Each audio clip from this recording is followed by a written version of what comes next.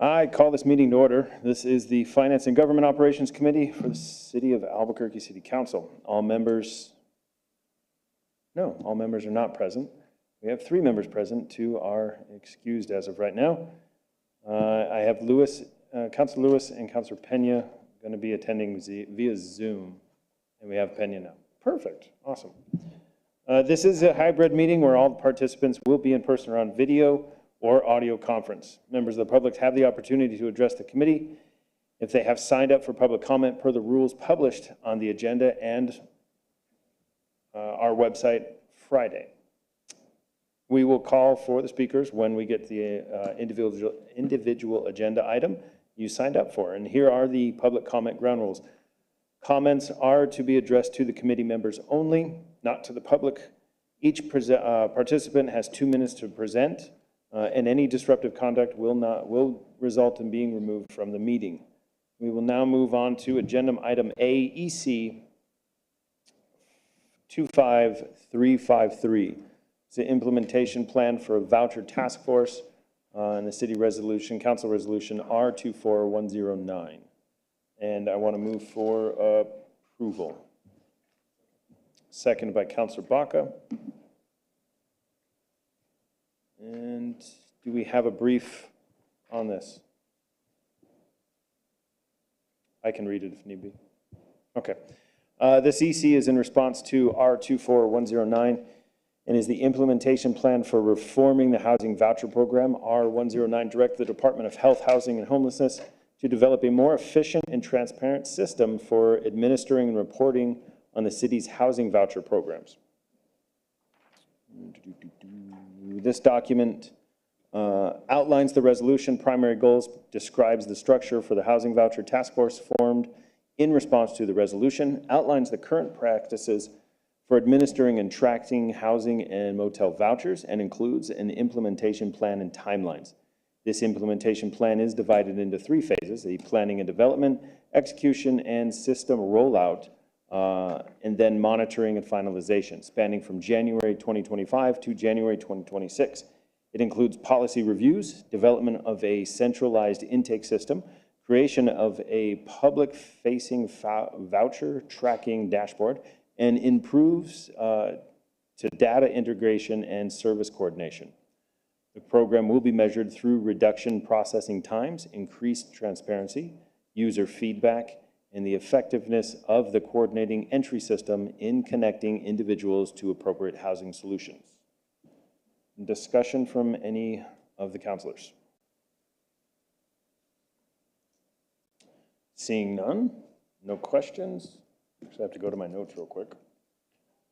Need a second? I have one already, okay. Councilor, thank you.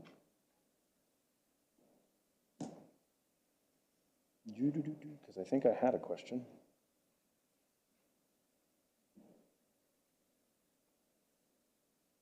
And I think this is going to be for our staff. This was basically just a breakdown of how we're going to track the voucher stuff, but what are we changing actually in this?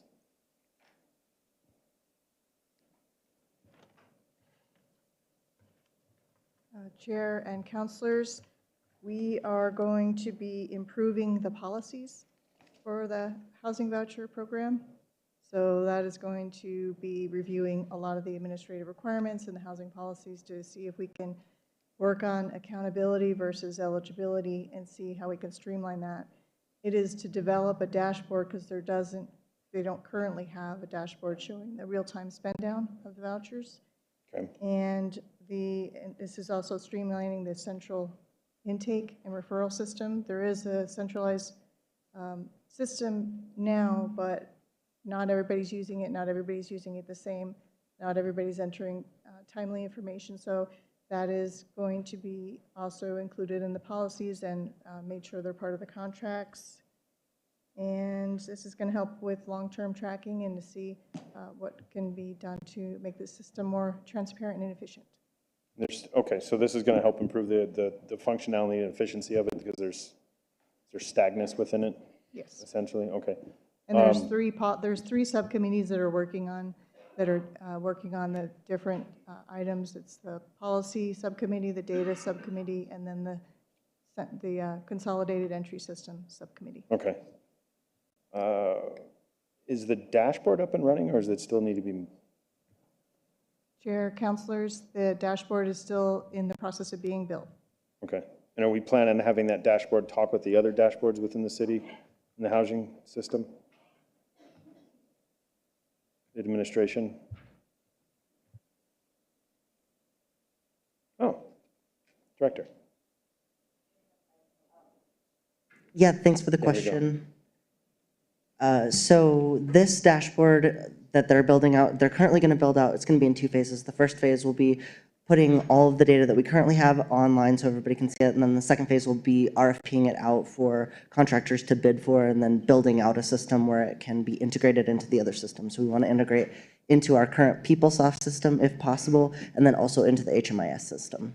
Okay, good, because there's a lot of dashboards being talked about being made, and I seem to, it was always frustrating, one thing didn't talk to the other, and you had to check 5 different systems to make sure that, so we're going to make sure these all kind of chat with each other, and Yes, sir. God forbid government be a little efficient. Okay. Councilors, any questions? Comments? All right, well, that being said, we will move to the vote. Councilor Baca. Yes. Councilor Peña. Yes. Thank you. Councilor Sanchez. Yes. Councilor Champagne. Yes. Passes on a 4-0 vote.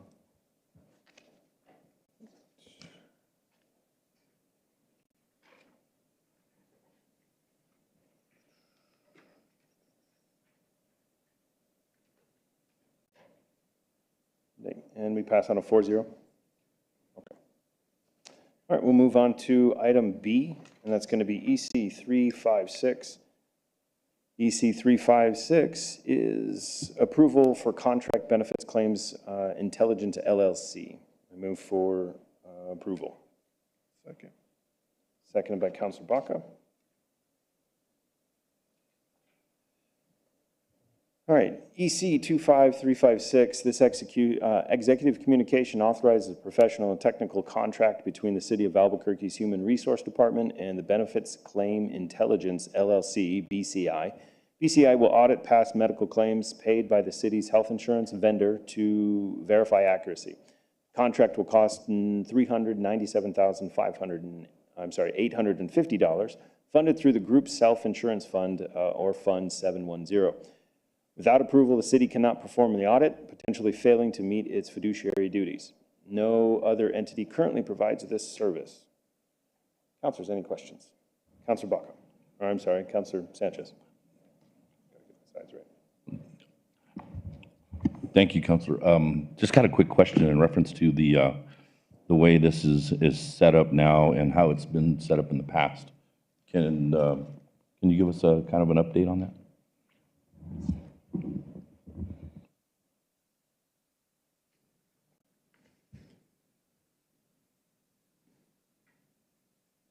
Good evening, Mr. Chairman, Councilor Sanchez, Ian Stoker, Director of Human Resources.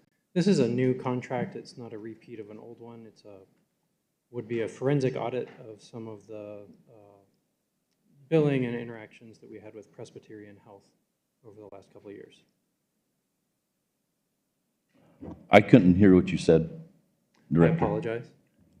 Mr. Chairman, Councilor Sanchez, this is not a repeat contract. It is a new thing, so there's nothing that has been set up before.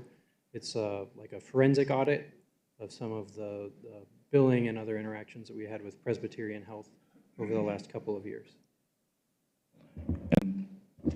And why do we need the audit now versus not having it in years past?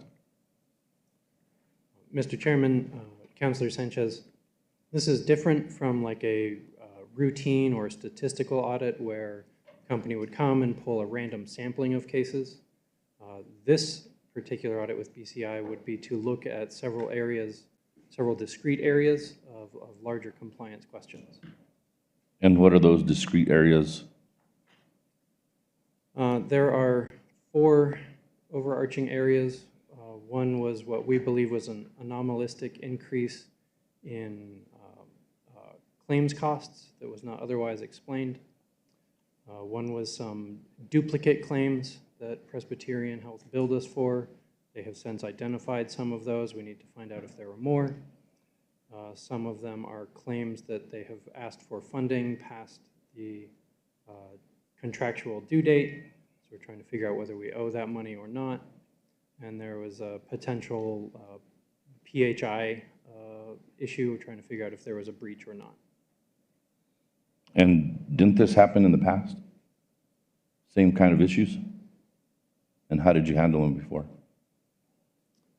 Mr. Chairman, Councilor Sanchez, I am not aware of these having happened in the past. Alrighty, and what do you mean about the increase in claims costs? Mr. Chairman, Councilor Sanchez, I'd have to defer to my insurance and benefits manager if you want particulars, but my understanding is that over a period of time towards the end of calendar year 2023, we noticed an increase in the cost of claims that did not fit with our prediction and modeling. Okay, I'd like him to kind of explain what the increase was and how it occurred, or even a reason why. Mr. Chair, Councilor Sanchez, we observed a significant increase in claims payment that was beyond what our consultant predicted we would see. So one of the things that we began to look at was the increase in claims because of increased utilization, increased number of claims, or an increase in provider reimbursement, regardless of volume of claims. Councilor Chair, real quick, which areas are we talking about within city government where these claims are increases, and which departments are they coming from? The increases are paid by the city taxpayer as well as the employees towards their medical health benefits. Okay, so these are claims on medical. That's correct. Okay. And where are they arising mostly? Is it workers' comp? Where is it coming from? It is coming from the employee's health benefit plan. Okay, These are not workers' comp related. okay. And how do you mean to root these issues out of there? What do you know, what exactly are you seeing? How is it, what's the difference? I mean, when you do your own books or you do your own budget, you know where they're coming from, what's causing this, what's happening, I know you have an audit there, but do you have any idea where it's coming from and what's causing it? We believe that it's in 4 different areas. The first would be in the amount of reimbursement to a provider by our third-party administrator.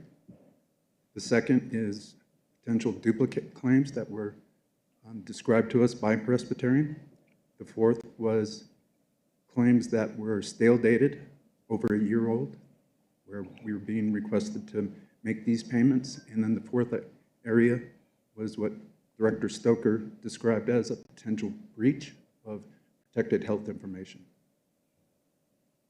Okay, I'm just trying to wrap my head around why this is going on. And when you do these contracts, don't we have something set in place to actually vet this out at the beginning? That is correct. So then why do we need the audit? To verify. Okay, thanks. You're welcome. Councilor Blanco, anything? Can we hear from our staff in reference to what you found out?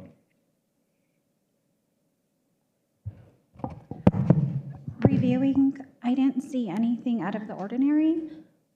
This is for the Presbyterian Health Plan past audit, but it's common in going forward with any of our maybe United Health Plan, if they wanted to see what came out of this audit for future, kind of figure out what would we need to change in the future. Okay, thank you. And this audit's for Presbyterian, correct? We're not with Presbyterian anymore, is that?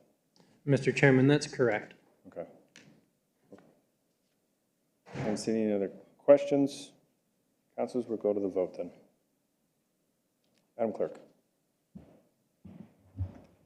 Counselor Baca? Yes. Counselor Peña? Counselor Peña? I think she said yes. Counselor Sanchez? Counselor? Yes. Counselor Champagne? Yes. Passes on a 4-0 vote. Okay, we'll move on to item C. Item C, EC 25373 is transmitting the status report of the fiscal year 2025 objectives. I move for a due pass. Second by Councilor Baca. This legislation is the administration's report to the department's progress toward the implementation of the FY25 one-year objectives. Councilors, do you have any questions?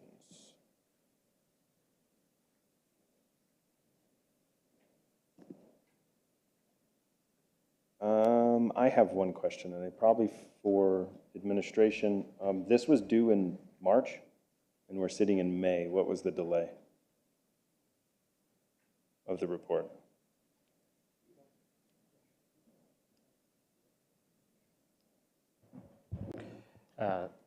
Chairman Champagne, we walked it down in March, so it's just your process kind of moving it through. Oh, okay. Getting it to I committee. was informed differently, but okay. I'm being told that we walked it down in March. We happy to go back and double check the dates and the timing on that. Would you? Yeah, Okay, just to make sure, because Okay. if not, I need to yell at somebody on our side then. okay. Okay. All right.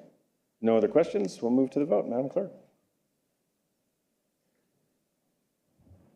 Counselor Baca? Yes. Counselor Peña? Is that a yes? Counselor Sanchez? Yes. Counselor Champagne? Yes. Passes on a 4-0 vote. Passes on a 4-0 vote. We'll move on to item D. Item D is EC 25376, the Child Friendly Community Action Plan. Move for a due pass. Second by Baca. All right, EC 25376 is a child-friendly, everybody shuffles out. The Child-Friendly Community Action Plan of 2025 is a strategic framework developed by the Department of Youth and Family Services to promote youth well-being throughout the coordinating services, inclusive programming, and sustaining investment.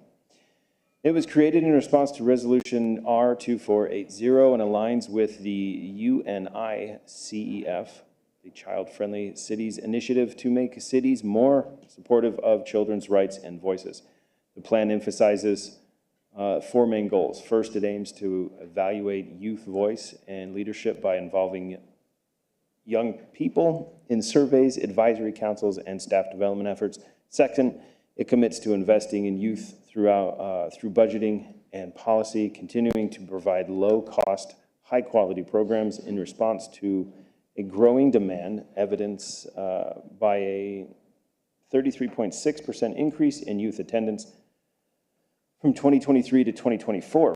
Third, it strengthens partnerships across the community and systems, working closely with over 90 partners, including schools, nonprofits, and public agencies. Lastly, the plan focuses on tracking progress and ensuring accountability through annual reports, performance measures, and regular newsletters. Councilors have any questions? I have Councilor Peña. Thank you, Mr. Chair. Yeah, if the administration can talk to us a little bit about this. This is a resolution that I had sponsored. I'm really curious to see if, sometimes when we're passing legislation, sometimes the intent doesn't necessarily get communicated all the way through. As you all know, I'm really excited about this. I think it's a really great starting point for us. I know a lot of the work that's in the plan is stuff that we currently do, but one of the things that I really wanted to do is to look at partnering with the county and APS to be able to utilize their facilities for sports and the parks. Very often a lot of these facilities, for for example, I live right across the street from a school, and they're very good. They work with us, but we've created barriers to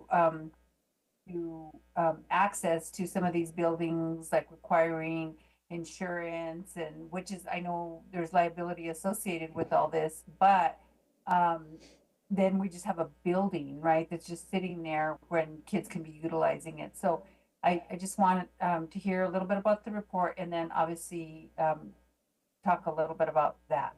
So thank you, Mr. Chair. Thank you, Mr. Councilor Champagne, Deputy Director Jess Martinez, Youth and Family Services. Thank you, sir. Councilor Pena, we are in consistent communication with APS. We meet with them bi-weekly.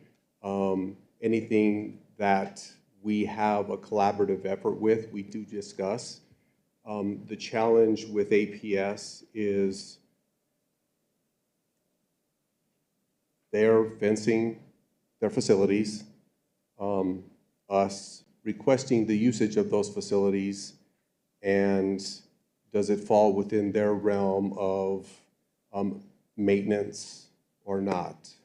Under normal circumstances, we will request possible usage during the summer for overage from, i.e., for example, Taylor Ranch Community Center. We will ask LBJ to use it as an overflow. We've done that in the past, probably 3 or 4 years ago, and it was successful. We probably averaged about 75 participants in that area, but there comes a point in time where there is so much usage of the facility that they need to maintain it, and so they made a decision to shrink our program itself. And at the end of the day, it didn't make it feasibly economic for us to continue that program. Again, we meet with them bi-weekly. Anything and everything's on the table, APS to City of Albuquerque, City of Albuquerque to APS. And that's a consistent conversation with them specific to their facilities. Councilor Pena. Mr. Chairman, thank you. Jess, and what about working with the county for the community centers? Councilor Pena, specific to sports, we have engaged them in the past in regards to that. They only want to use our facilities for practice time for their teams. They would prefer to use their own facilities for games. And we're quite the opposite. We offered them our facilities to utilize for their games, but practice time is probably, for basketball specifically, is probably the most important usage of facilities when it comes to that particular sport. And we made a conscious effort at that time to prioritize our programming in the evenings versus their team's practice times. Councilor Pena? Thank you, Mr. Chair. Thank you, Jess. I appreciate the plan. I read through it, and I think it's really good. I would kind of like to, before we pass this, I would probably like to sit and maybe have a meeting with kind of APS and the county and just talk about how we can kind of work together, and then maybe we can incorporate some of those as amendments to this plan. I know this is something I don't think that the administration would have concern with, just because it was the resolution that I had sponsored, and of course, with the council supporting it, that maybe we can defer it for a month, and then in the meantime, I'll have Cherie schedule a meeting with everyone just to talk about that. So, I'd like to move deferral. Thank you, Jess. I think it's a great plan. I appreciate it. You always do great work, but I'd like to move for a deferral. We have a motion for a deferral. Is there a second? Second. Seconded by Councilor Sanchez.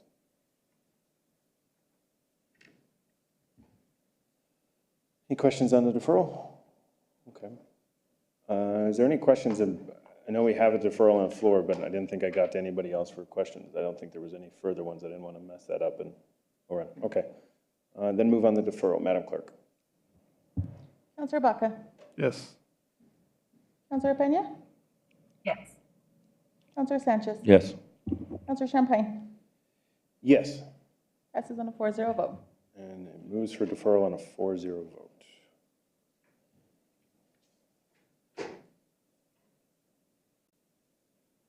Okay, we'll now move on to agenda item E, 02467, amending Article 11 of the City of Albuquerque Code of Ordinance to improve the city's budget proposal process and strengthen oversight and accountability measures. Councilor Peña.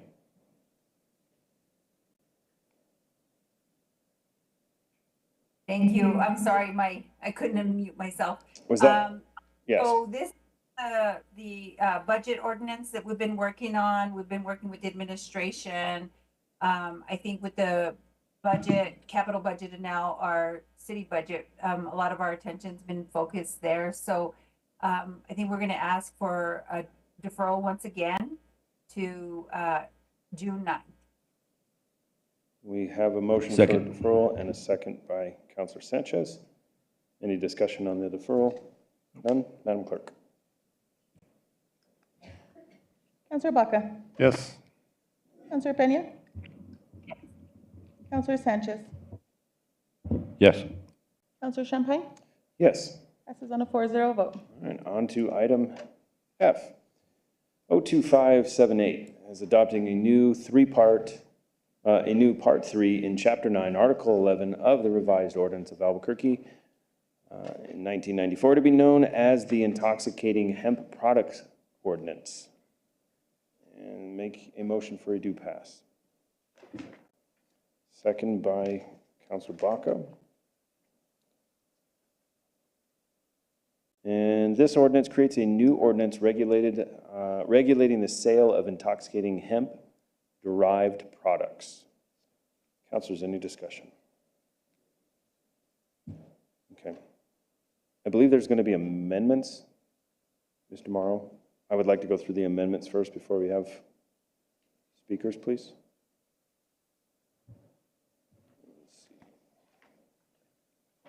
All right, we'll go with amendment number 1. Amendment number 1. On page 2, starting on line 29, change the definition of the industrial hemp or hemp as follows. The industrial, a lot. Industrial hemp or hemp means that the plant cannabis sativa L and any part of that plant, including seeds and all derivatives, extracts, cannabinoids, well, I'm not going to mess that word up, ensomers, acids, salt, this is all science stuff, salts and salts of ensomers, whether growing or not, with a THC concentration of not more than 0.3% of a dry weight. Number 2, on page 3, starting on line 9, insert the item semi-synthetic cannabinoid, correct me if I'm wrong on any of these guys, please, and its definition, and re-letter all the subsequent subsections as followed. Semi-synthetic cannabinoid, a substance that is created by a chemical reaction that converts one cannabinoid extract from a cannabis plant directly into a different cannabinoid. Semi-synthetic cannabinoids do not include cannabinoids produced via, decarbonylation or naturally occurring acid forms from cannabinoids, such as THCA, into corresponding natural cannabinoids, such as THC, through the use of heat or light, without the use of chemical agents or catalysts that result in no other chemical change. And page 3, line 9, update the term synthetically derived cannabinoid as follows. Synthetic derived, letter H, synthetic cannabinoid, a cannabinoid-like compound that is produced by using chemical synthesis, chemical modification, or chemical conversion. Number 1 is synthetic cannabinoid does not include a compound produced, I feel like I'm giving a test. A compound produced through the decarbonization or naturally occurring cannabinoids from their acidic forms, or B, a semi-synthetic cannabinoid. Oh, there's a number 4. On page 3, starting on line 12, change the definition of THC or THC comparable cannabinoid as follows. The THC or comparable cannabinoid. The Delta-9, not going to mess with that one either, as a measured use, a post-decarbonization method and based on a percentage dry weight. Counselors, any questions? Yeah, can somebody explain it? Yes, can, Certainly. Mr. Morrow, can you give me I know my science teacher is rolling over in his grave right now, but. Sure, Councilor Champagne and Councilor Sanchez. Sorry about that. I feel like Councilor Lewis somewhat ambushed you, but these are all of these definitional changes were recommended by the State Regulatory and Licensing Division. They've made these recommended changes to the definition so that they would match applicable state statute. So it's just to align with what the state statute says. Okay. Do we have a second on the amendment first? Foremost. Second by Councilor Baca. Okay. So it sounds like it's technical changing of words. So is that all it is? It's the same words, same wording as the state? That is correct, Councilor Sanchez. These came down from the director of the Cannabis Division of RLD and said that it was his belief that it would be helpful if they aligned with the State Cannabis Act and the State Hemp Act. Can somebody actually explain what it means?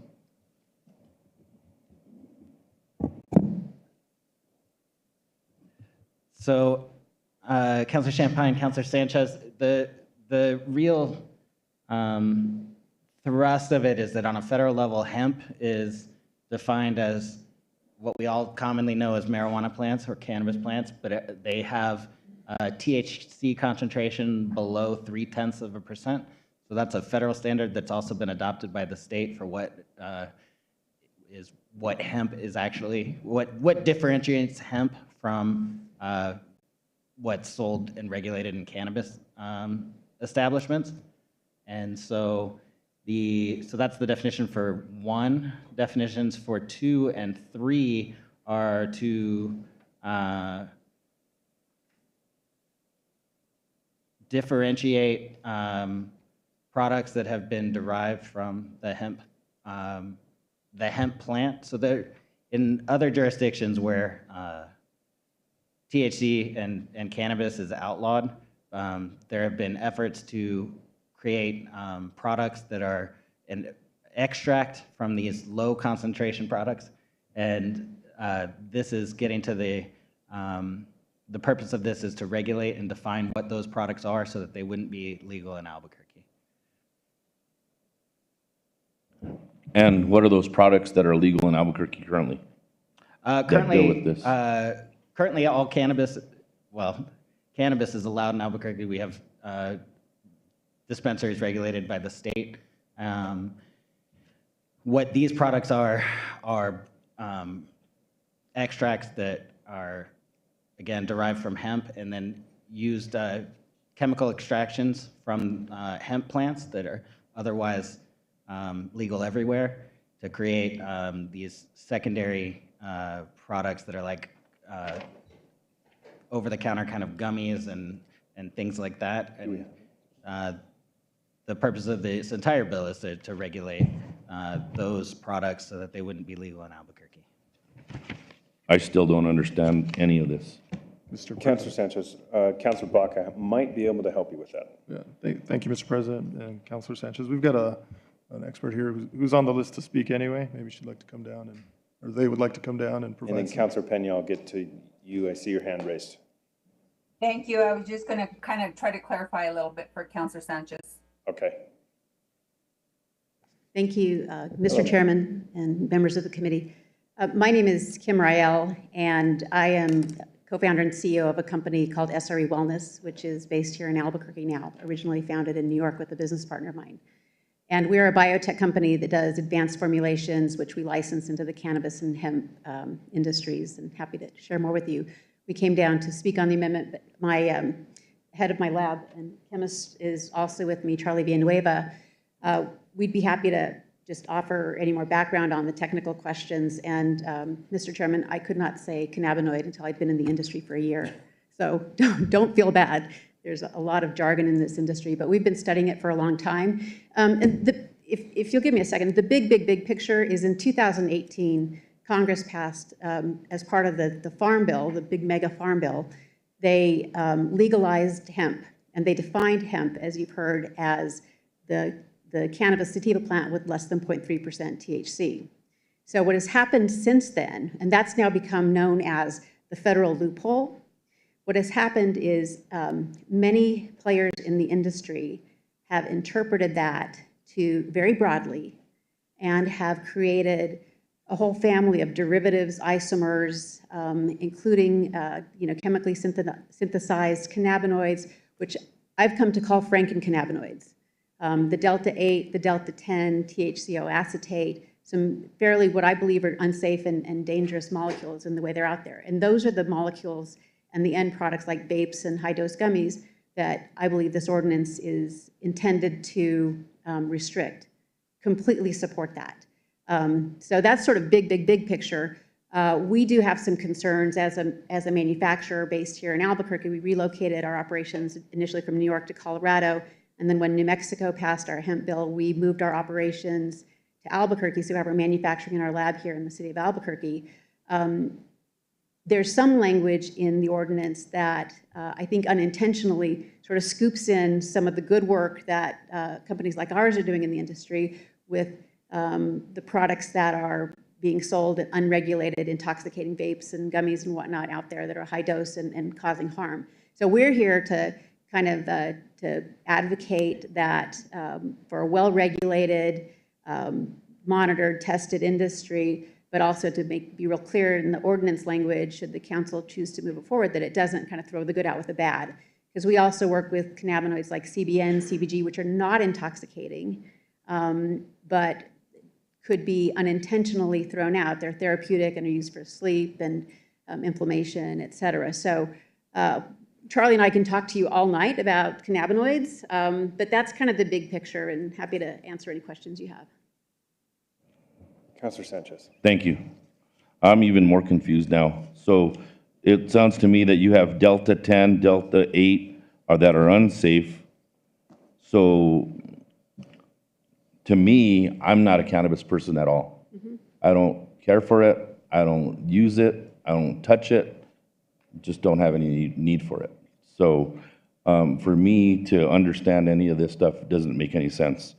So you have Delta 8, Delta 10 that are unsafe, and then you said that there's something going on. What's unregulated? Is Delta 10 and Delta 8 unregulated? Is that what you're saying? Essentially under like this, again, what's known as the federal loophole, because they're derivatives of the... So you don't want, so who's selling Delta 8 and Delta 10 that's unregulated right now? You can do it federally offline, gas stations here in town.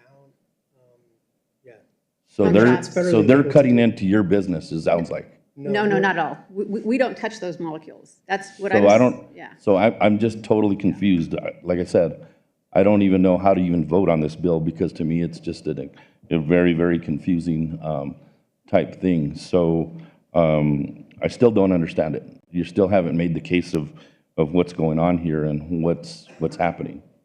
So how do I understand this? Because right now I'm sitting that Delta 8, Delta 10 is unsafe, but it's unregulated, and it sounds like you want to get rid of that, so somebody else is selling it, and now you want to make sure that the CBN and the other stuff is not thrown out. So it's so confusing that I don't even know how to vote on this. So I really don't. So can somebody help me figure this whole thing out? Because I don't deal with cannabis at all. Hold on one second. Hold on. Counselor Pena, did you still need to speak, or was the clarification already provided that you were going to offer? Thank you, Mr. Chair. The clarification was provided. I just think here, Councilor Sanchez, there's a loophole that they're trying to close so that some of these smoke shops aren't selling some of these illicit drugs via a loophole. So thank you. Okay. Mr. Morrow. And Councilor Champagne, Councilor Sanchez, I think the intent of the ordinance is that cannabis as an industry is regulated pretty extensively in the city and at the state level. And so the intent is to eliminate the sale of unregulated products that aren't taken care of at the state level. They don't, these additional products, these semi-synthetics are extracts that they don't go through the same testing protocols and don't have the same inspections, because as they mentioned, they're sold in unlicensed smoke shops, gas stations, and other facilities within the city. So that's the intent of the ordinance. So if this is if this is unregulated at the state level, then all that has to do is they just have to appeal our regulations to the state level, and then it goes away. Councilor Champagne, Councilor Sanchez, actually, our belief is that the state supports this ordinance in that they are unregulated at the state level, but at the local level, we are allowed to create these regulations that would prohibit them within the city of Albuquerque. So you're telling me that if I get arrested for something that's a city level and I take it to the state and appeal it to the state, that means then there's no state ordinance for it. It should go away. How do you figure that? My understanding is that in this instance, because it's like cannabis broadly is regulated at the state level, and so we are limited on what we are allowed to regulate.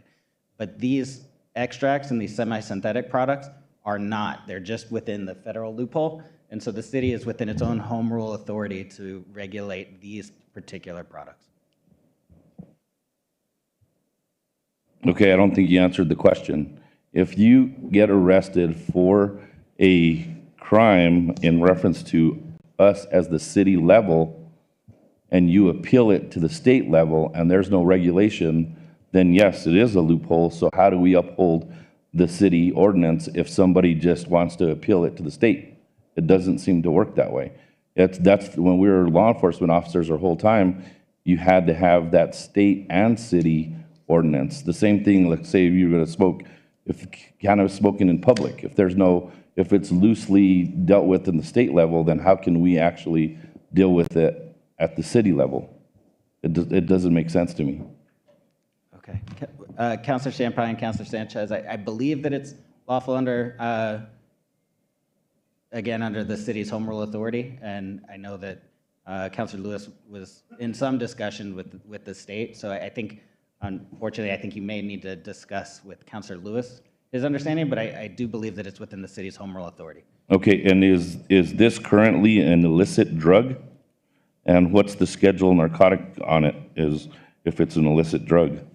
And Councilor Champagne and Councilor Sanchez, I do not believe that it is a schedule, like a scheduled narcotic under FDA rules. Councilor Sanchez, 1 second.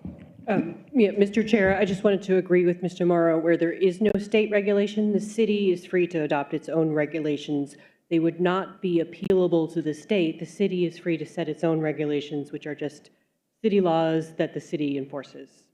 So there's no preemption. But what Mr. Morrow was trying to say is nothing's preempted here because the state has not regulated in this area. Okay. We are free to regulate. And then if something does happen and they try to, then maybe it presents case law and then there's arguments and so on and so forth. But as of right now, we have nothing that, okay, that makes sense. That makes sense. Councilor Sanchez? Not really, because I still don't understand why we're dealing with, if the states needs to regulate it, then the state should regulate it, in my opinion. And if the federal government there's a loophole, they should close the loophole. When you look at it from Delta 88 and Delta 10, if it's unsafe, why hasn't the federal government and why hasn't the state dealt with it? Can somebody answer that? Mr. Chairman, members of the committee, happy to give you some context. The federal government, the Farm Bill was up for reauthorization, and there was discussion about fixing the loophole 2 years ago. Congress didn't act. They kicked the Farm Bill down the road. They kicked it down the road again last year. There is an expectation that Congress will take the Farm Bill up this year, and that revisions of this provision of the Farm Bill, the 2018 Farm Bill, will be addressed. Nobody knows what the outcome of that will be. Those of us in the industry who are, good quality players, we hope that it will be strong affirmative regulation that gets rid of some of the stuff these dangerous untested products that are out there. But who knows what Congress is going to do. So that's why many states and localities have taken up ordinances like this all over the country. Some of them have fared well. Some of them have been challenged in court. But they're well-intended because they're trying to keep unsafe products out of the hands of even minors, because often they're not even age-gated. So the intention of this ordinance is very good. We're here because we also think that some of the language needs to be adjusted to encompass the rest of the manufacturing process for quality products. Councilor Sanchez. Thank you.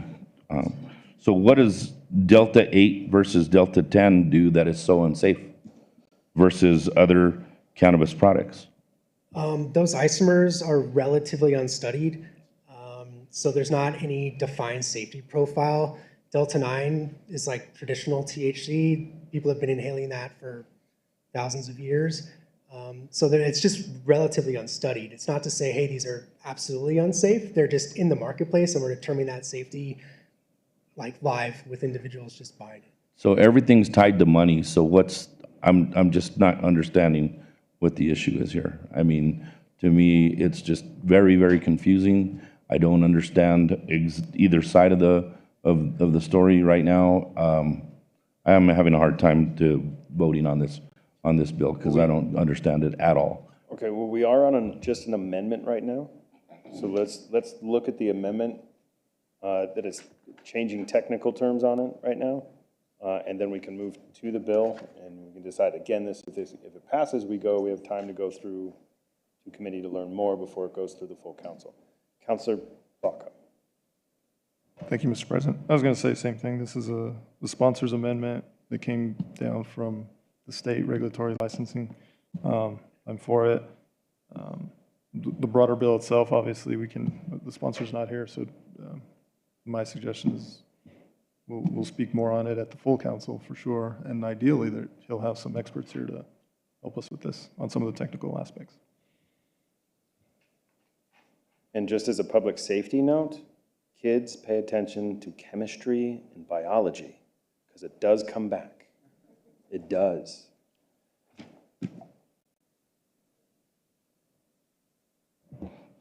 All right, let's go ahead and go for vote then. All right. On the amendment. Madam Clerk, on the amendment number 1. Councilor Baca. Yes. Councilor Pena.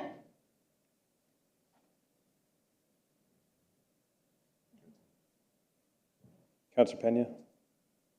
Yes? There we go. Okay. Councilor Sanchez. Yes. Councilor Champagne. Yes.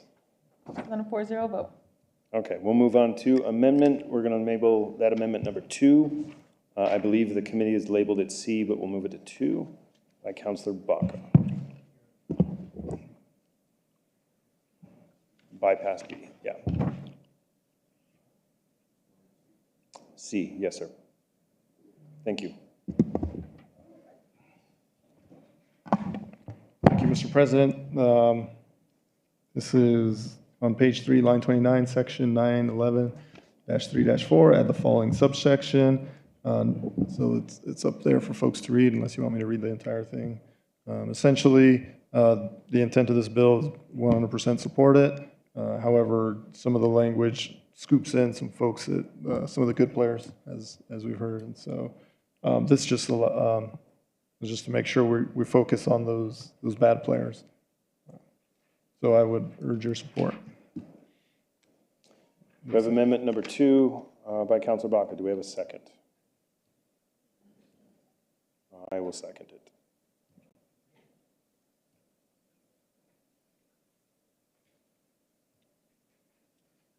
Do you have any questions? Any questions, discussions? I know, I thought he was on the phone for this bill. There's a lot of discussion on it. Not related? No, you can talk. I just want to make sure it's not related, that we're getting some other, okay. We'll go with the committee amendment number 2. Any discussion, explanation? Nope. Okay, Madam Clerk. Counselor Baca? Yes. Counselor Peña? Yes. Counselor Sanchez? Yes. Counselor Champagne? Yes. Passes on a 4-0 vote. Okay, we're back on 2578 as amended, and we'll go to public comment. Thank you, Mr. Chair. We did have Kim Sanchez Rayal, followed by Charles Villanueva. I believe they, please. Mr. Chairman, members of the committee, as I said, we support the intention of this ordinance in getting these intoxicated finished goods off the market. So I think we can waive the rest of our comment for tonight. And there may be some technical clarifications because the interplay of the language of the sections tonight was a little bit hard to follow, but just want to thank the committee for hearing us, and we're happy to help if we can in any way in understanding the technicalities between now and full council. Thank you. We'll now, Charles Villanueva, if you'd like to say anything more, and then we'll go to Sean Gomez on Zoom. Mr. Chairman, members of the committee, I'd like to reiterate what Kim just said. We're fully support this bill to eliminate these synthetically derived cannabinoids and keep them away from kids. So appreciate it. I have a quick question, Sure. just because seems like you're the chemist on this one. I am, yeah.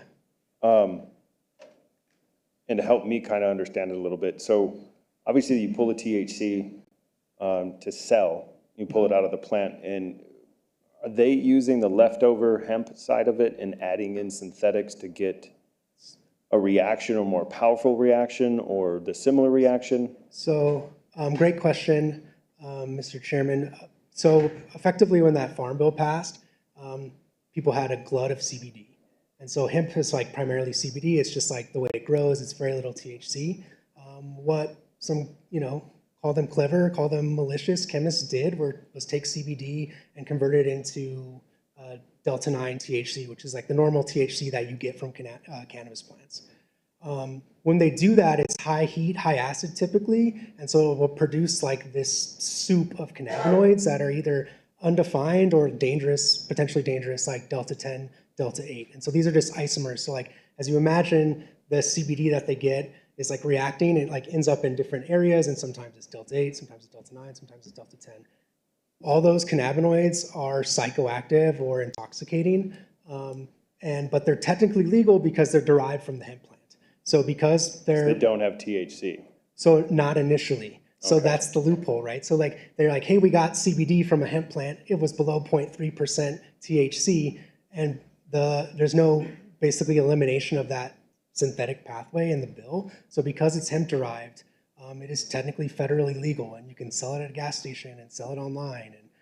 And so there's like it circumvents a lot of the regulation that we do in the cannabis field, like what RLD does. And in theory, you could go online tonight and buy these, like like a child could go and do it potentially. And so that's why we like support closing that loophole.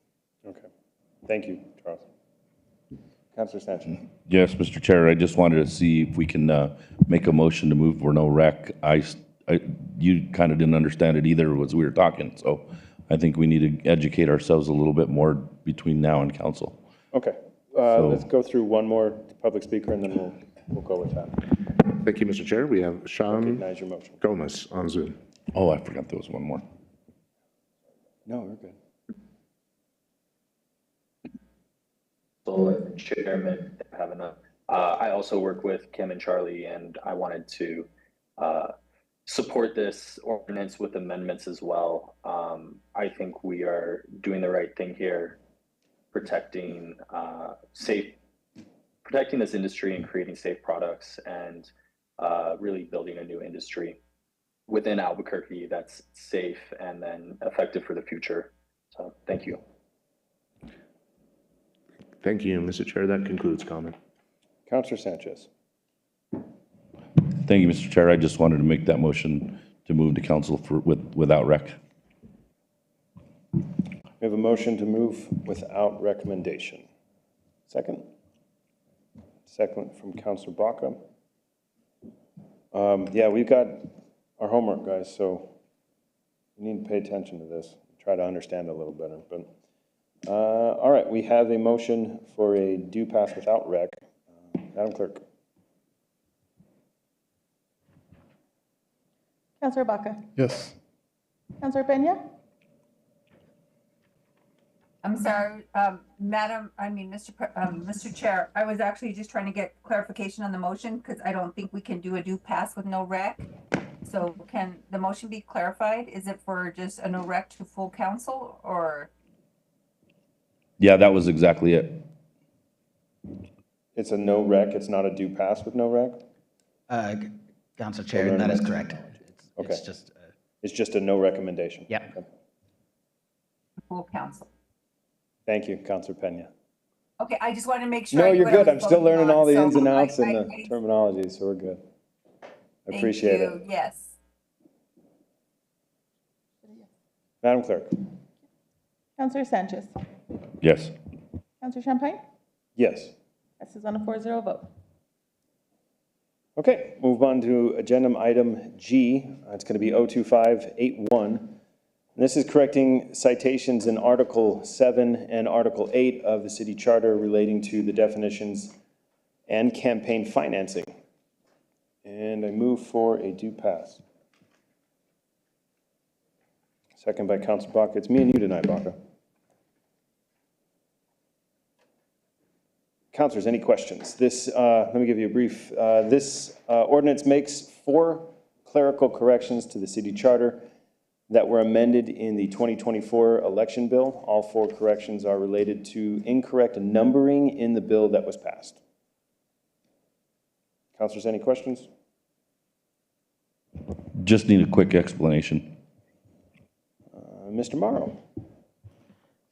Certainly, Mr. Chair, Councilor Sanchez. So the charter is, this section of the charter is available to be amended by a supermajority of the council, but without having to go to voters, which other parts of the charter require a vote.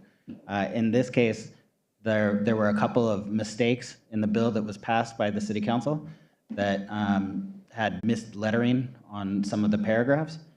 The charter also provides that our city clerk has the authority to make small corrections, in this case specifically the relettering or renumbering of sections, and that if he makes those corrections, they can amend the charter with only a majority of city council. So it's a slightly different process to make very small amendments to the city charter.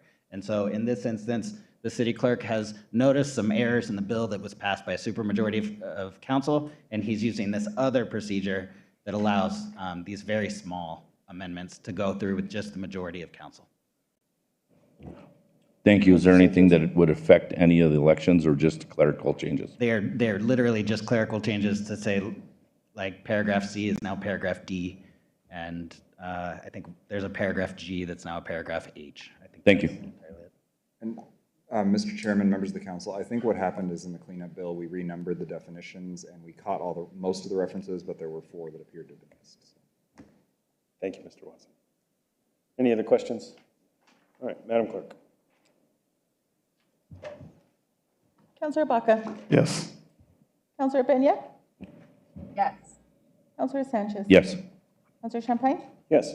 Passes on a 4-0 vote. All right, we'll move on to item H, R25126. R25126 is establishing the city's infrastructure capital improvement plan, the ICIP priorities for 2025. Make a motion for a due pass. Second. Seconded by, he beat you to it, Councilor Sanchez. This resolution formally identifies that the city of Albuquerque's top 5 capital priorities for its 2025 infrastructure and capital improvement plan The ICIP is a multi-year planning document required by the state of New Mexico that guides funding requests for major public infrastructure projects. The 5 priority areas outlined in this resolution reflect the city's policy goals and long-term investment strategies across housing, safety, climate, and urban development. They are listed as the top 5 being affordable housing and homelessness facilities. Number 2 is public safety technology and facilities. 3 is pedestrian safety through zero vision investments. Number 4 is the energy efficiency and climate resilient infrastructure. And number 5, the metropolitan redevelopment and rail trail. Councilors, any questions or discussions? Seeing none.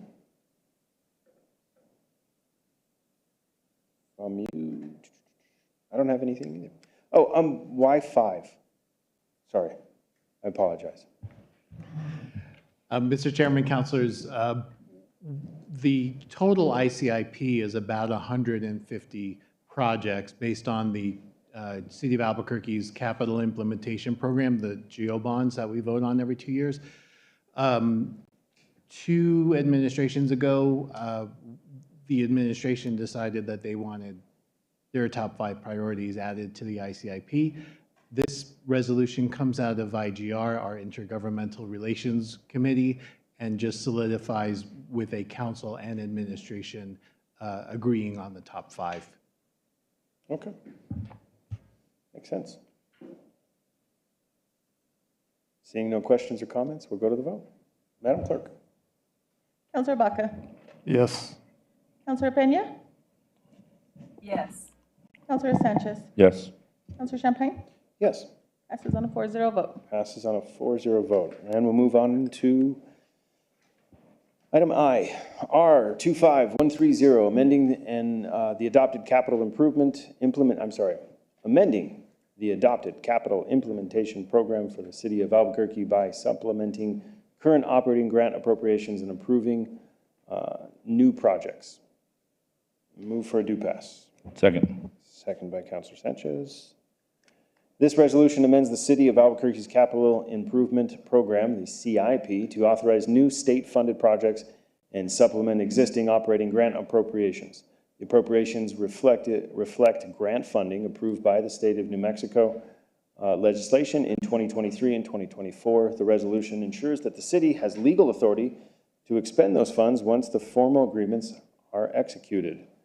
The resolution authorizes a $320,000 operating grant from the MRCOG for Albuquerque Fire Rescue Station 12, $2,879,562 in additional state grant funding for the following new projects. It's going to be homeless family facility for $459,562, transitional housing and shelter facilities for $70,000, housing projects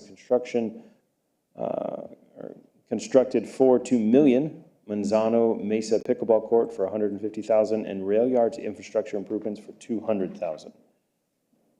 Councilors, any questions, comments, concerns? All right. Madam Clerk. Oh, we have amendments. Oh, thank you. Forgot about those. We have 2 amendments. Nobody helped me on that one. Thanks. I didn't know. I didn't know. All right, we have 2 amendments here. Let's see, we'll do amendment number A. We'll call it 1. We have to do that. On page 2, after line 8, add the following. ARAPA and ERAP2, affordable housing at Calle Cuarta, 1.637 and $5. Wow. Okay, and on page 2, line 8, add the following. Section 3, that following appropriations of $250,000 is hereby authorized an approved project from the New Mexico State Cultural Properties Restoration Fund. This project is authorized to be appropriated in a specific grant and capital fund upon the execution of the agreement between the parties. The NMSF PRF Rail Yards Fire Station Restoration, $250,000. And basically the explanation of this is the amendment appropriates a federal pass-through grant provided by the New Mexico State Legislature and appropriates a grant awarded to the NMSC PRF. that was approved for application in R 24-7. I move for a pass on Committee Amendment 1. Second by Councilor Baca. Do we have any questions? Seeing none, Madam Clerk. Counselor Baca? Yes. Counselor Peña? Yes. Counselor Sanchez? Yes.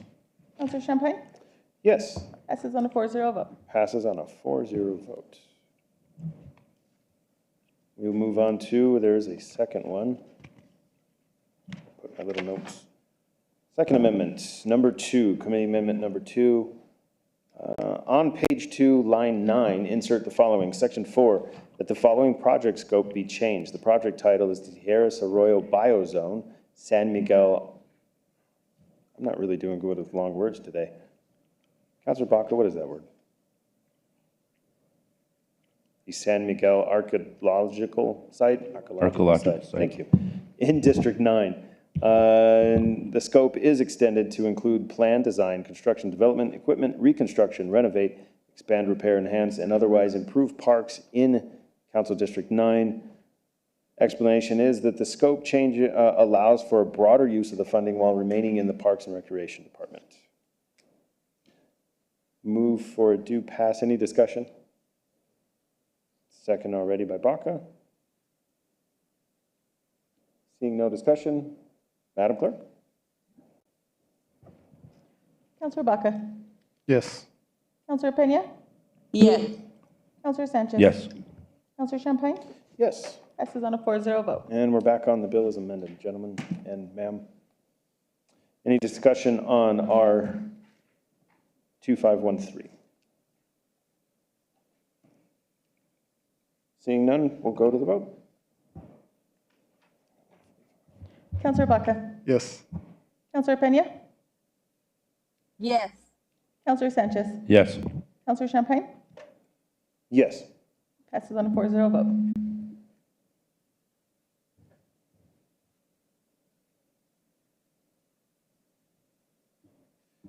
And item J, R25133. R25133 is approving and authorizing the filing of the attached grant application for a Pohold Foundation grant and providing the appropriation to the Albuquerque Community Safety Department for the fiscal year 2025. Move for a due pass. Second by Councilor Baca.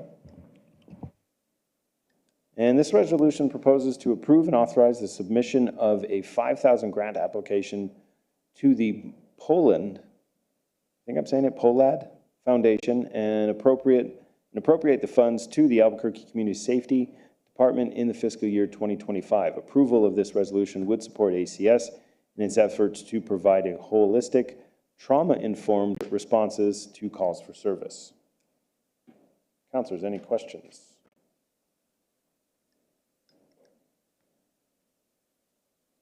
I have one question. This is not, do you have a question?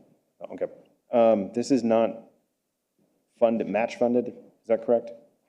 This is just for a $5,000 grant. The city, we're not putting any matching funds or anything like that? Mr. Chair, committee, yeah, that's correct. Okay. Okay. Seeing no questions, Madam Clerk? Counselor Baca? Yes. Counselor Peña? Yes. Counselor Sanchez? Yes. Counselor Champagne? Yes. Passes on a 4-0 vote. All right, item K, R25134.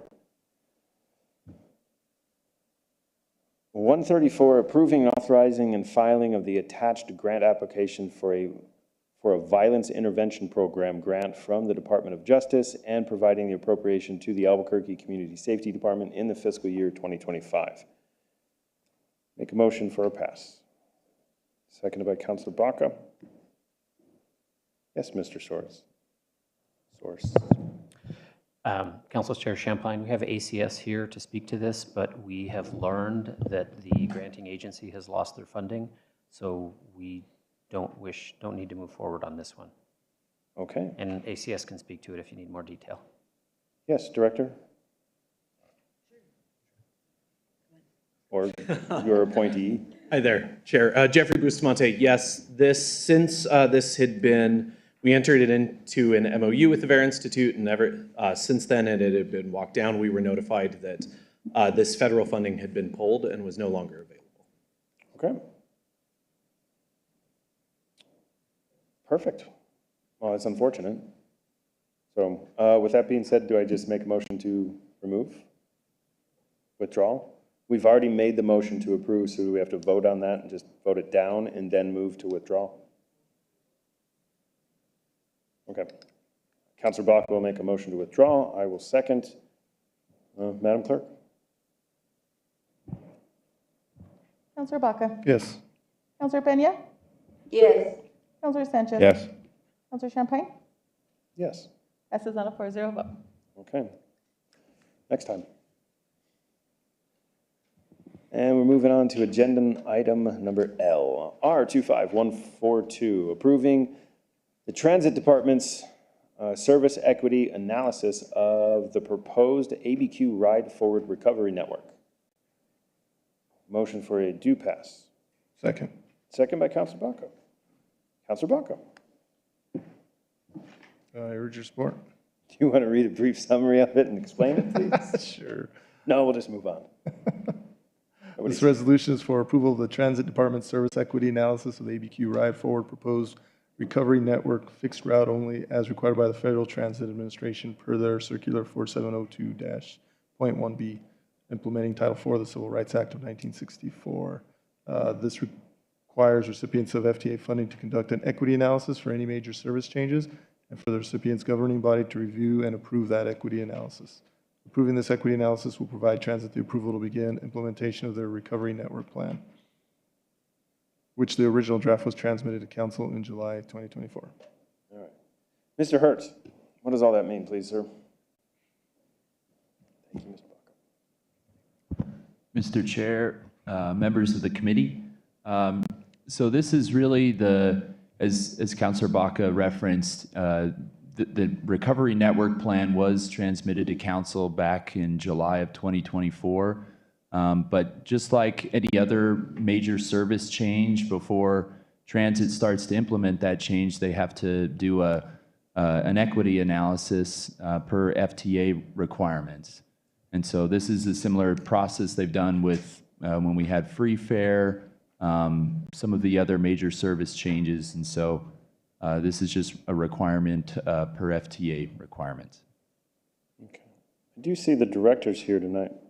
Director, can I ask you a question real quick? Thank you, Mr. Hertz.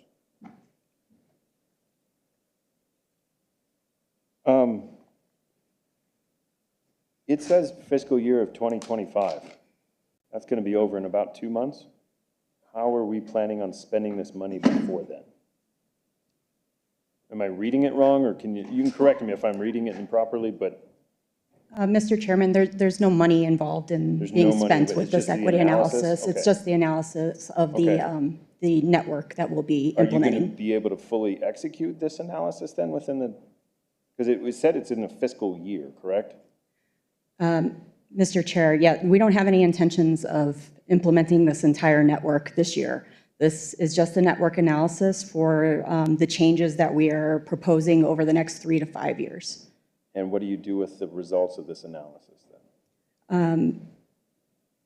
Mr. Chair, what we would do with the results of this analysis is basically start to implement it as we start to bring staffing levels back. So what we would be looking at is hopefully by the end of this year, not the fiscal year, but by the end of calendar year 25, that we'd be able to start bringing service back. And when we start bringing service levels back, we would do so in line with this equity analysis and this network. Is this going to, is the lack of drivers going to impede this? Do you know? Mr. Chair, yes, it would impede it. This entire network plan is dependent on us being able to not only bring more drivers on board, but also mechanics. Both of those right now are sitting at a vacancy level that we would not be able to add any additional services to. Okay. And Mr. Chair, I do have also Andrew DeGarmo. He's our principal planner that has developed this. If there's any additional questions, he's on Zoom as well. Oh, okay. Thank you. No, those are the only two kind of questions I had, because I'd read that, and maybe, well, I didn't read fiscal, maybe it was calendar, and just kind of the time crunch made me think, okay, how are we gonna, you know, I always think of, we're just spinning our wheels to do stuff, but are we really gonna be able to use the information and affect a good change before it's over and such, so. Councilors, any other questions? Councilor Sanchez. Thank you, Mr. Chair. I just wanted to ask, the ART right now does not provide one-seat service ride from one side of town to the other? Because I'm seeing right here on one of the modifications to the ART route. Mr. Chair and Councilor Sanchez, if we could let, yeah, thank you, Andrew DeGarmo can speak to the changes. Mr. Chair and committee members, ART currently provides service from the Central and Unserved Transit Center on the west side across the river. One route goes all the way to Tramway, and one route turns to go north on Louisiana to Uptown. This proposed change would extend where those buses go on the west side. So some of those buses would turn north and go all the way up to basically the Cottonwood Mall area along Coors. And some of the other buses would turn south and go down 98th Street to Dennis Chavez and then end at the Walmart that's at Rio Bravo and Coors. So it would basically be expanding the reach of where the ART buses currently go. Thank you for that clarification.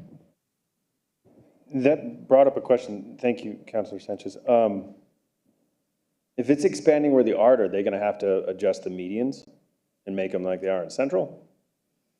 Mr. Chair, no, it would not expand the way that we service it, so it would still service off of the curbside in those areas. We would just continue the center lane where it currently resides.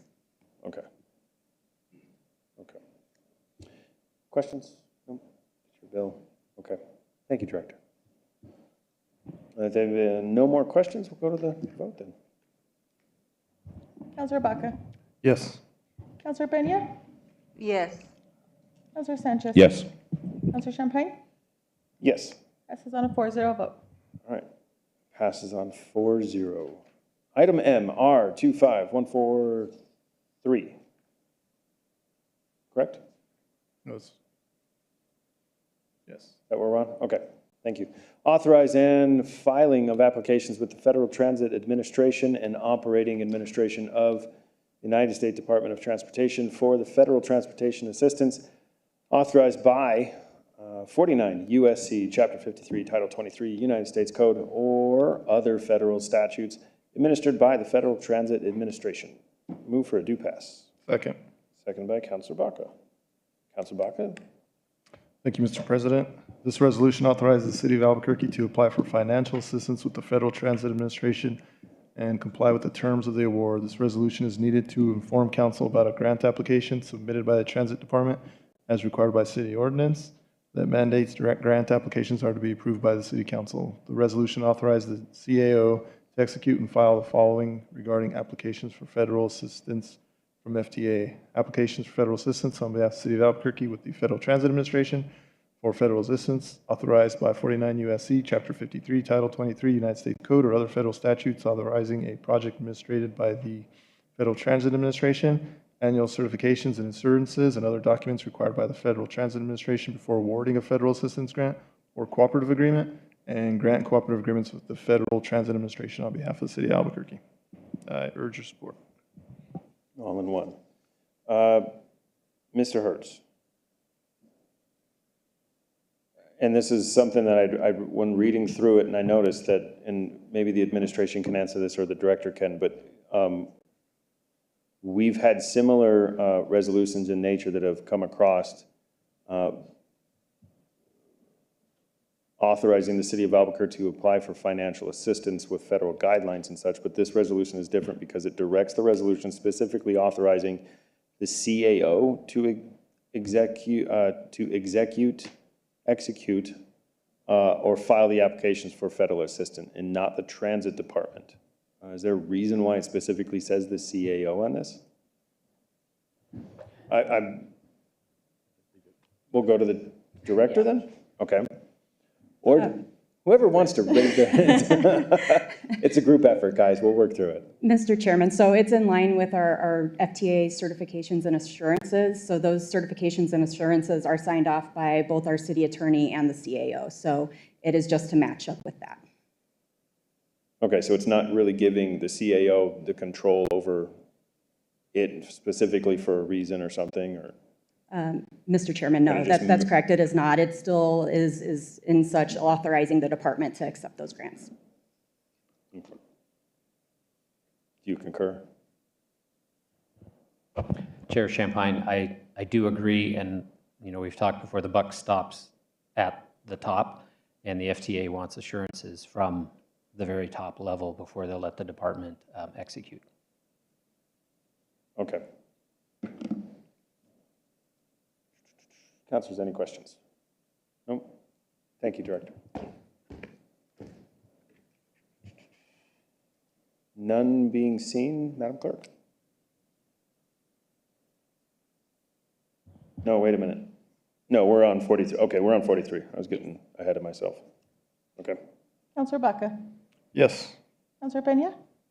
Yes. Counselor Sanchez? Yes. Counselor Champagne? Yes. Passes on a 4-0 vote. Moving on to item N, R25145. Directing the administration to support local performing arts in the City Council District 2. Conduct a minimum number of events at city-owned performance spaces and simplify the rental process for the city-owned performance spaces. Councilor Baca. Thank you, Mr. President. Actually, motion for a due pass. Second. Second by Councilor Baca. Councilor Baca. Thank you, Mr. President. This is just an ongoing work with myself and Director Sanchez of Arts and Culture to better utilize our spaces, our public spaces here in District 2. I do have an amendment that I need to pass. Yes, sir. We'll move on to amendment number 1. This is on page 2 after line 31. Insert the following section. This gives the, if I can read it, if the Arts and Culture Department cannot carry out the provisions of this bill within the 1-year timeframe, the department shall initiate a request for proposals process to select a professional theater company or cultural organization to manage the programming and operations at city-owned performance spaces. The Arts and Culture Department shall make this determination within 60 days of the enactment of the bill and begin the RFP process within 30 days of the determination. Move to pass on the amendment.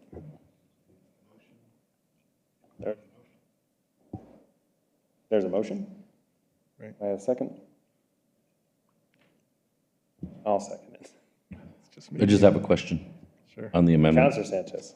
The question that I have on the amendment is, let's say somebody wants to go ahead and they've got an ongoing process that's been going on for several months. I'm specifically referring to Tarde de Oro. And that process gets put on. I just want to make sure that that process can stay active within the frame of this bill and the frame of the ordinance. And then so that that person doesn't get kicked out of the city facility, or that performance doesn't get kicked out of the city facility. Because right now they're in chemo. Mr. Chair, Councilor Sanchez, I'm not sure if I'm understanding the question correctly, but this is all within, these are city-owned performance spaces within City Council District 2, and so Right. I don't know if Via de Oro would Yes, it actually performs at the chemo. Can somebody give me just a reassurance that that process will still be intact? Councilor Baca, or I do see the arts director, maybe she can help too. Sure. Thank you, Mr. Chair. The intent of this bill is to actually make sure we have local performances, make it easier for them to book the place, and for all the theaters, not just chemo, to have more events. So I believe that's in there. Also, this particular amendment, Dr. Sanchez is already starting this process via email I read just 30 minutes ago. So. Director. Thank you for joining us. Mr. Chair, thank you. I do have a couple of comments on the unamended resolution. My concern is that it actually makes assumptions that we're not meeting or coming anywhere close to those goals, where there's a lot of months at the South Broadway Cultural Center and the Chemo Theater where we do actually have 12 or more events per month. I also am concerned that we're setting, it's overly prescriptive, honestly. It is the responsibility of the department director to manage the resources that we have. And at this time, we have 6 full-time staff people that are available to support events at both the South Broadway Cultural Center Theater and the Chemo Theater. So that's a total of 6 people to manage 2 theaters, and we need at least 2 people for each event. So if you just look at the number of man hours that we have available, I find it very impressive that our team is able to have sometimes 30 to 40 events or up to 30 events per month that combined at the 2 venues. That's a lot. And so I'm concerned about just passing something that says that we have this minimum. At this point right now, we have 1 vacancy out of that 6, so we have 5 people. And this month in April, we do actually have 12 events at both venues, so we are, even without the prescription from the council, are able to meet the councilor's desire for a minimum number of events. In terms of the amendment, we have been open and we've been exploring for a very long time the possibility of a nonprofit partner that would be contractually our nonprofit public-private partnership like we have with Explora, and going out to do that. That is something that the administration and myself is interested in doing, and we are actively pursuing. But I think these are 2 different things. I also don't think they require a resolution in order to make those things go forward. Councilor Baca? No? Yeah, thank you. So Councilor Pena's also got her hand up, but. Oh, yes, I'm sorry. Can I go to her first? She had her hand raised. I apologize. Councilor Pena, I apologize, ma'am. No worries. Thank you, Mr. Chair. Yeah, I just have some concerns with this resolution, only because, I think now we're working during the budget process, right? And I know that Director Sanchez and her staff do an outstanding job. We're having some of those issues in terms of staffing with the visitor center, but I don't think that this is a reflection of the work that's being done within the department. What my suggestion would be is to look at doing an amendment to add some additional FTEs to the department to really be able to help to bolster programming at the various locations, in addition to just to citywide. So, I would support that type of amendment only because if we go out to a private nonprofit, it's going to cost money as well, money that we haven't allocated to be able to hire someone to have additional events, which will come with a price tag. So currently, I think we should work together to address some of the staffing issues, whether it's via an FTE, and I'd be more than happy to support something like that, but I cannot support this resolution. Thank you, Councilor Pena. Councilor Baca. Thank you, Mr. Chair. No, I totally understand Councilor Pena's concerns and Director Sanchez. We've talked about this several times over the last year. Part of this is community have reached out, and processes to rent the space have changed over the years. It made it difficult for local community to use the space. The other part was, and what this amendment specifically is if it's too much for the city, then we can go out to a third party, and the third party is encouraged or incentivized to not only fill the space, because that's how they make money. For example, the Lenzik Theater in Santa Fe, historical Lenzik, over 200 performances a year out of that small theater.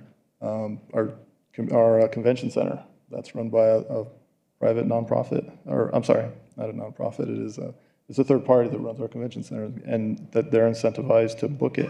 Part of this also is, all respect to Director Sanchez, but, when I walk down Central, the Chemo Theater specifically is part of the blight on Central. We just this last Friday, it was closed, and there was 5 homeless guys sitting in front harassing people. I took some photos if you'd like to see, Director Sanchez.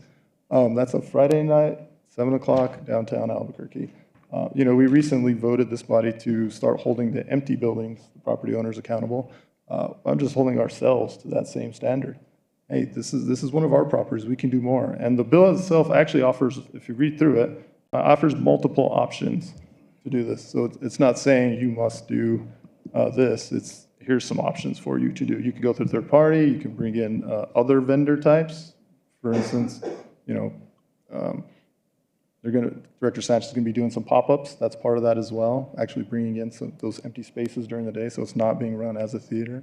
There are options in there, and it's really to try and get, hey, let's fill our spaces, our community spaces. They need to be used. They should be used. They're, fiscally, it's probably going fine, but as a community resource, it's empty the vast majority of the time, and you just have to walk down the street to see that. So that's what this is about. Councilor Pena. Thank you, Mr. Chairman. I would actually move for a no rec to full council. Oh, we need to do the amendment first. We can do that. We're on amendment. We're on the amendment right now, and then we can move to that, but I'll make note of it. Thank you.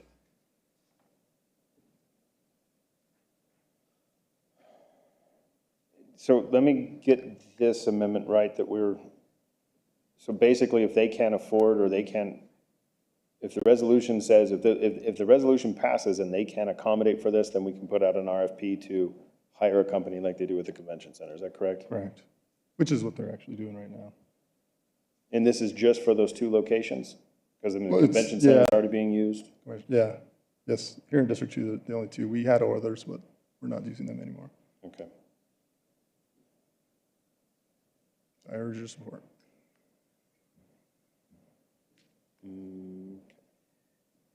Was there something more, Director? Mr. Chair, I would just like to, I read the staff analysis and staff recommendations, and I think it's really important since you're considering funding and a funding string to augment this, they refer to Fund 225. And Fund 225, the $500,000 that's in that fund can not be used in this way. Fund 225 is a fund specifically to accept donations and sponsorships for the Department of Arts and Culture.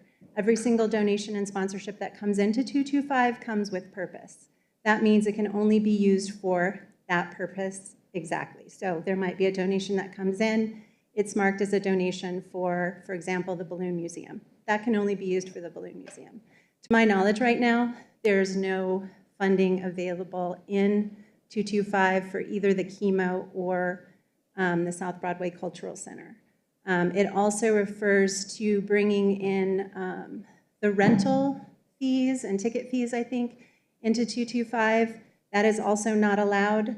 I know that that's a big problem and a big no-no because when I took this job, we had just a major audit finding the city for actually doing that, diverting funds, diverting rental fees from 110 into 225, and then putting them into the facilities. So I know that that is absolutely not an option. So if we're looking for additional sources of revenue to support operations at the Chemo right now, that fund and that fund balance are not available. Okay. Councilor Baca. Thank you, Mr. Chair. I'm currently actually working with Councilor Grout to address some of these, but Mr. Motzko, would you like to speak on that a little bit? Mr. Chair, Councilor Baca, I would have to defer to the budget officer on the specific use to 225. Our research didn't indicate anything that Dr. Sanchez brought up, so I have to defer to the budget officer. Right, okay. So we may need an amendment at the next council. Okay. And how does the amendment in front of us affect that then? With the new information until we can verify it and make, not to say you're lying, but just to verify it. Mr. Chair, the amendment itself isn't affected by Fund 225. That's the resolution itself. Yeah. Okay. Okay, well, committee, we are on the amendment, so no more discussion on the amendment. Madam Clerk. Councilor Baca. Yes. Councilor Pena. No. Councilor Sanchez. No. Councilor Champagne. No. That fails on a 1-3 vote. Okay, we're back on the original, bill, proposal.